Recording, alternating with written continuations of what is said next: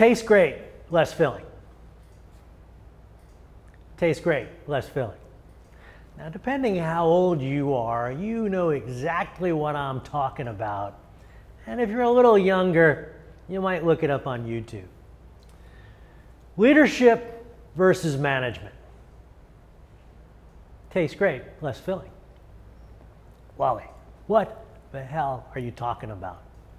Well, way back when, last century, in the 70s or so, beer was either considered beer and it was heavy and tasty, but you could only drink one or two of them because it would fill you up.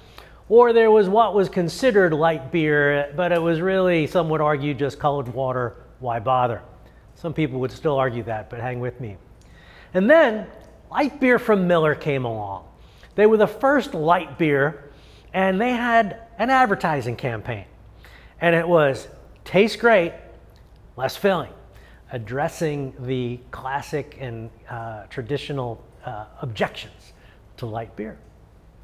They hired some slightly over-the-hill sports stars to be part of the advertising campaign.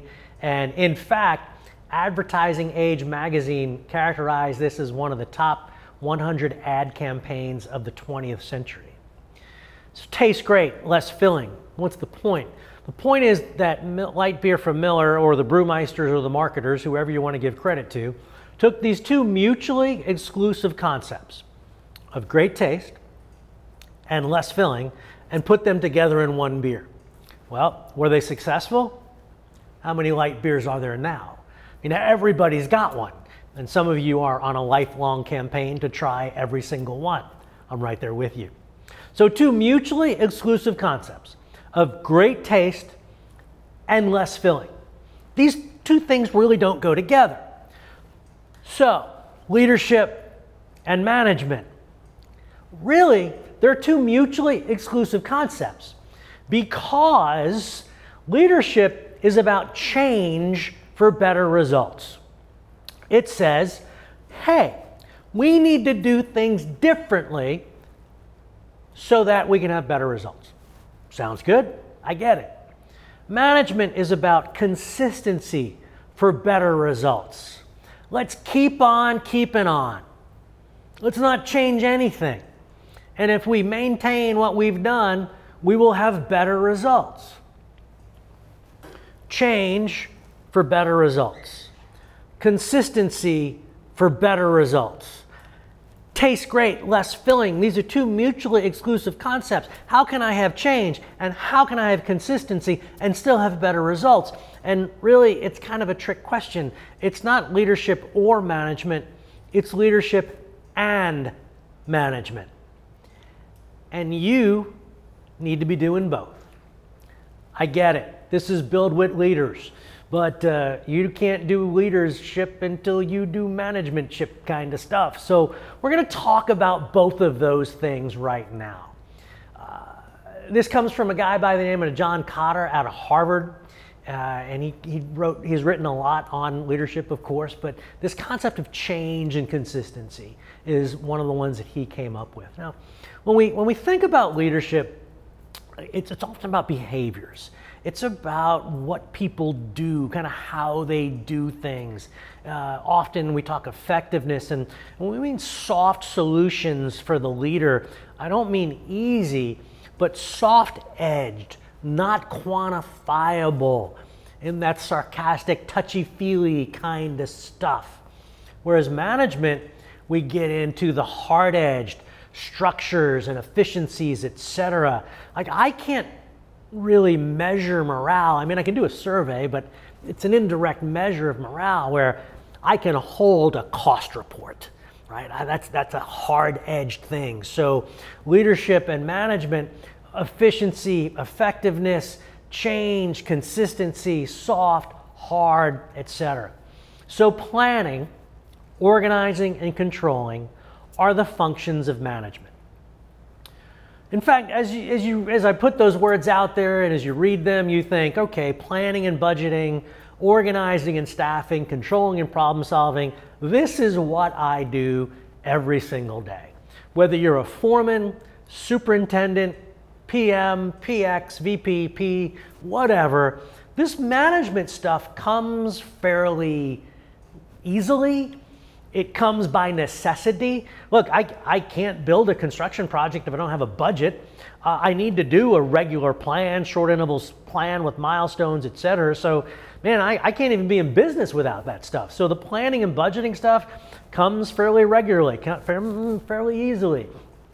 Depending on where you are in the hierarchy there, maybe at the front line you get a little bit less involved in budgeting, but you're certainly involved in the costs and those kinds of things to deliver them. So planning and budgeting, you get it. Enough. Don't need to describe it at all. Organizing and staffing. Well, heck, you can't run a business if you don't have some level of organizational structure. And then staffing. So what might that look like in your world? Well, in a company, I would have maybe various projects. Within that company, I could have various divisions, right? I could have my dirt division and my pipe division, or my dirt and my water guys. I could have a geographic thing, right? I could have my North Carolina division and my South Carolina division, or my Virginia division, whatever. You get the idea. There's an org chart that naturally, I don't want to say builds itself, but naturally gets put in place as you begin to build an organization. So management, organizing is a management function. And then staffing. That's when we have all those boxes on the organizational chart and we need to put people's names in the boxes. So once again, we create this organization, we staff the organization. Depending on where you are in the organization, you may be more or less involved in staffing. In some organizations and some contractors, the foremen and the superintendents are very involved in hiring at the crew level. In some, not involved at all, more of an HR function. Your world is your world. I don't know if you're involved in hiring, but I can guarantee you this. I don't know if you're involved in staffing, but I can guarantee you this. You're involved in the de-staffing mode. Meaning, when somebody wakes up in the morning and decides not to come to work, or somebody walks off the job, there may be part of that you are responsible for. So there's my de-staffing thing. So you may not be responsible for organizing and staffing, but you're certainly responsible, no matter where you are in the hierarchy, in the chain of command, in de-staffing. And then you see controlling and problem solving. So when I say controlling, I don't mean micromanaging kind of controlling. Really what I mean is kind of standing back and letting the machine work. That the machine, this thing called a construction dirt contractor, that it's working. And I just don't mean the yellow machines or green or gray or whatever color you guys got, the big heavy iron. I mean that the process is working, right? That we have the right information we have, that we have the right material, that we're on the job site, we have access, and labor and machines are being utilized, and it's working. And that is a thing of beauty. And as a manager, when I'm in that controlling mode, I'm just kind of sitting back and watching it happen. It's a good place to be. Then we get into problem solving. That's when the machine breaks, which may be a machine breaking or something going wrong on the job that says we can't execute the plan we thought we were going to execute, and I move into problem solving. When I talk to folks like you, I'll often hear, oh my God, Wally, I spend the majority of my time in firefighting. Not true. If you spent the majority of your time in firefighting, your world would be out of business. The truth is, most things go well.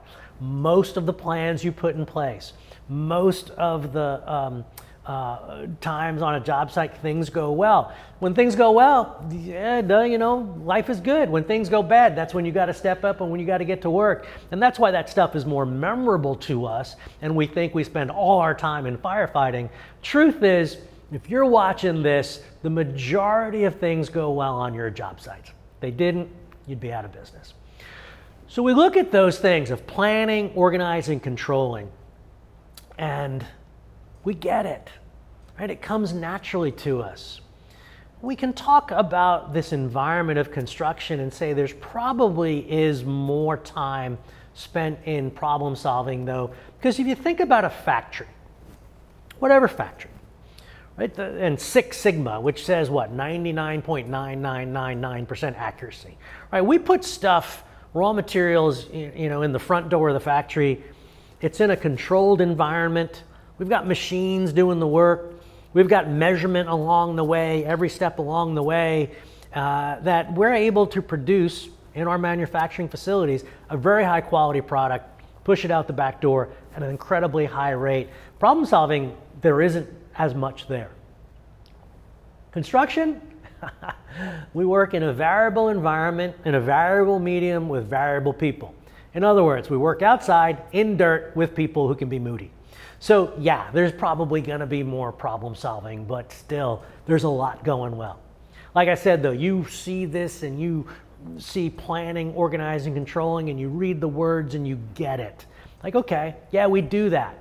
One of the takeaways for you here, one of the things to think about right now though is how much time do you spend in each one of these? Do you even know when you're spending time in it, when you're wearing that hat, that kind of a thing? So let's talk about leadership.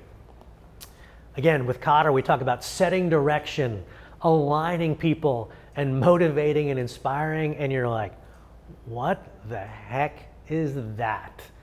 I get planning, setting direction, what is this, a sailboat?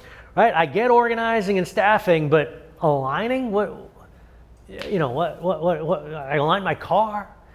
And controlling and problem solving, got it. Motivation and inspiration, is that rah-rah stuff? Is that in-your-face stuff? What is it? Yeah, this is gray. Another way of thinking of leadership and management is management is black and white. Kind of like on, off, yes, no. We met the spec, we didn't meet the spec. Leadership is in the gray. So here we have management black and white. When we get into leadership, there's a whole bunch of gray in the middle. And this is very uncomfortable, and it's not a place constructors and engineers and builders like to be. My company's done nearly 10,000 personality profiles on construction professionals. The majority of you are task-oriented, detail-oriented. You don't like fuzzy, you don't like gray, so you're quick to look for that answer, quick to look for that solution, and sometimes you lose things along the way. Like I said, this leadership is about being in the gray area. So setting direction, pretty simple, right? It's that big picture milestone on a construction project.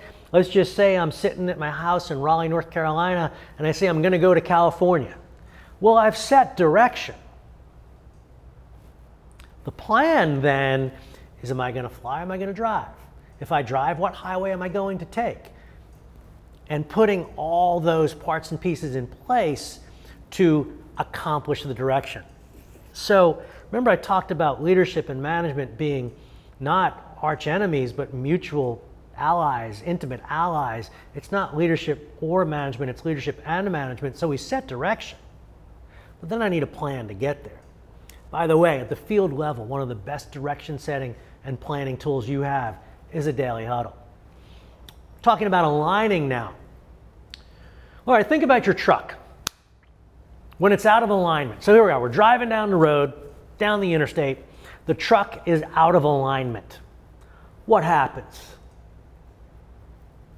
Yeah, exactly right. It starts to veer or pull away.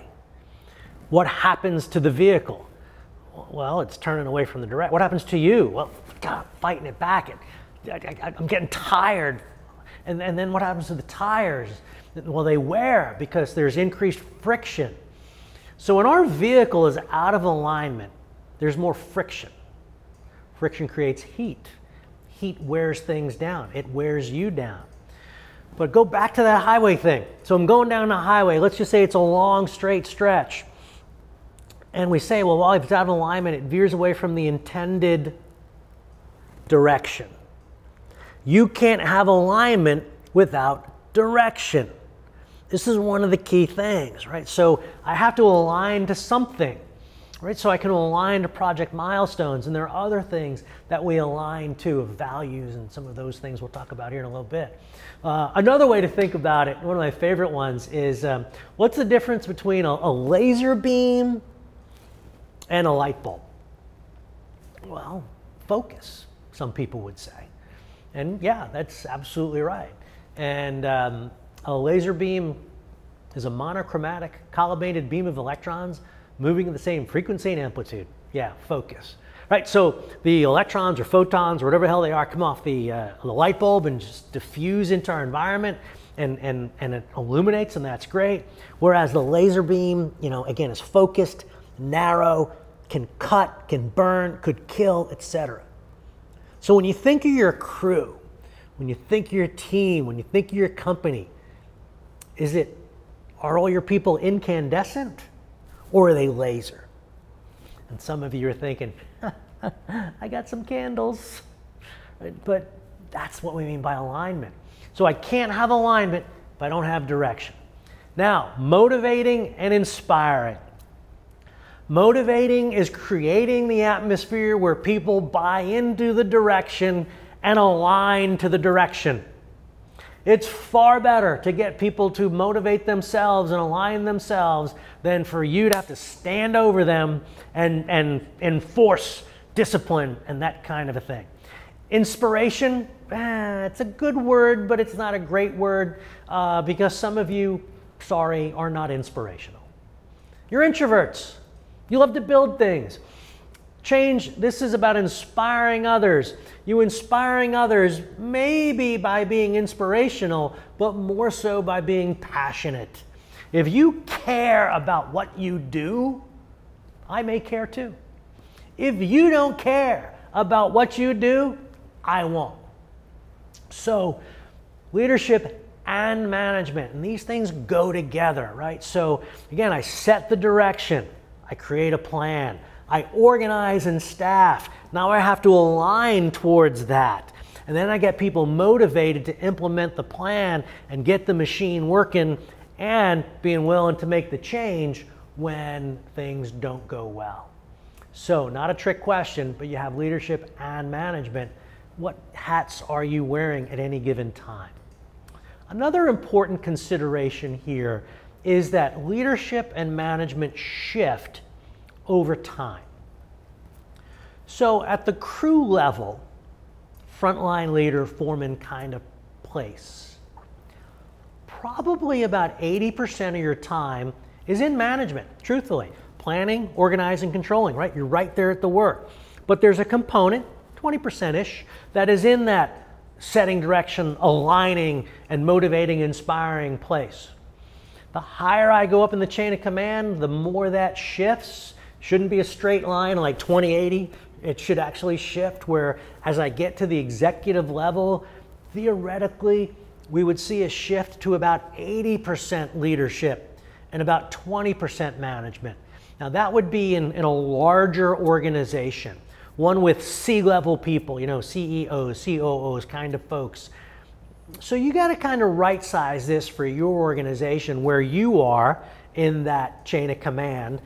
But the key thing to think about is that what you did at that level before is not the percentage you need to do at the level you're moving to, and not the thing you're going to do at the level you're moving to. That you increase the leadership function, so leadership, management, that we increase the leadership, right? That we're doing more leadership as we move up the chain of command. Right? If I'm a CEO, I've got COOs and CFOs to take care of the management stuff. So think about what percent of time you're spending in each direction. So as we think about this and as people advance, frontline, laborer, unskilled, I hand this person a shovel. How much control do they have over the quality and output of their work? Here's me digging a shovel. Well, pretty much 100%, right? It's me digging a shovel. How much control or influence, let me use this word, how much influence do I have over where I'm going to dig? And the answer is not much. Right? I'm the new guy and somebody's going to tell me where to go dig, but once I start digging, that's on me. All right? I do a good job at this. I dig good holes. I come to work on time. I'm drug-free. I get along with everybody. I buy into what the company's doing. All the things that we want of a good employee. By the way, this can happen in the office too. right? We have a receptionist who, relatively unskilled, but does all the things we ask him or her to do. And then what do we do with that person? Well, we move them into some kind of maybe accounts payable, not receivable, a payable first, right? On the field level, we put somebody into what I'll call the craft or the operator pipeline, where if we use a traditional terminology, they would move through an apprentice and a journey and a master level. But again, if you put me, here I come, I'm a laborer with a shovel, I'm really good. You put me in the craft pipeline or an operator pipeline, how much control do I have over the output of my work? Well, a lot, right? Because it's me and my tools. I'm building concrete forms, or I'm operating a dozer, something like that. But it's me and my tools, and I'm getting her done. And as I increase proficiency and continue to do the things I'm supposed to do from a, being a good employee perspective, I get promoted. In other words, I get rewarded for getting her done. All right, now I've got experience, been around for a few years. And you say, something? Let's make you a lead person, foreman, etc. So now here I am a foreman, and it's me and 3. We're digging a hole. We got some equipment. Maybe it's a utility tie-in. Who knows what it is? Now it's me and 3. And I'm overseeing these 3 people. I'm right there. When they begin to do something wrong, what's my tendency? Get out of my way. I'll do it myself. And by the way, right after self is a word. In parentheses, unspoken but heard. Dumbass, right? Get out of my way. I'll do it myself. Dumbass. At which point the crew goes, you got it. And I dive in and then I get her done. Well, why am I doing that? Because that's what I've done for my entire career. That's what I've been rewarded for. So I move up this hierarchy. Now I'm in charge of a crew. What do? I know what I got to do. I got to get her done. And I dive in there and I get her done. And then company looks at me and says, oh man, dude, you're a great foreman. We're going to make you a superintendent. So instead of me and 3 people, it's me and 3 crews with 3 people each and a foreman. So now I'm overseeing 16 people, 3 crews. So whereas I used to be able to stand over my crew and dive in and say, get out of my way, I'll do it myself. Now, let's just say we're on a highway job. We're working at exit 20, 30, and 40. Man, depends how fast I can drive in my truck, but I cannot be there to control the outcome. This is where delegation comes into play, and this is where leadership comes into play, and creating a plan and aligning to it and all those things. So now I'm promoted to superintendent. I'm continuing to do what I've always done, which is make sure we get her done, because that's what I've gotten rewarded for. I've gotten bonuses, I've gotten recognized, I get the pat on the back, I get the attaboy, so I'm going to keep on getting her done. But now at that superintendent level, where I'm overseeing 3 crews, for example, it breaks. What breaks? Pretty much everything. Quality breaks because I can't be in 3 places. Morale might break. Profitability breaks, and worse, the superintendent breaks because you can't get it done. As a vice president of the people of one of the biggest construction companies in the country has said to me, he goes, Wally, that's the 4 Ds: drugs, divorce, depression, and death. And we do have a suicide problem in this construction industry. Right, so we have to recognize that as we are promoting people, for my senior watchers here, as you're watching this, as you're promoting people into increased positions of responsibility and impact, you got to have this conversation, right, about I'm not paying you to get her done anymore. Heck, if I've got a paving foreman who's the best paver operator in the company, he is significantly overpaid because I'm not paying him to be the best operator anymore. I'm paying him to oversee a paving operation of, heck, maybe 12 people on that crew and to create good operators. So control, influence, management, leadership, And as we move up the chain of command, we do more leadership, more influence, less control. But man, that is 180 out from what we have learned and what we've been trained to do and what we've been kind of recognized and loved ourselves for. So, tastes great, less filling. Go get yourself a beer if that's what you're into. And think about this. You know, go sit on the back porch or out in the woods or something, and how much time are you spending in leadership? Setting direction, aligning, and motivating. How much time are you spending in management, planning, organizing, controlling? Remember, leadership is change for better results. Yeah, there's things we need to be doing differently, but you know something? Management is about consistency for better results, and let's keep on keeping on. We know it's the right thing to do. Let's keep on doing it. So, tastes great, less filling. Give it a try. Enjoy the beer.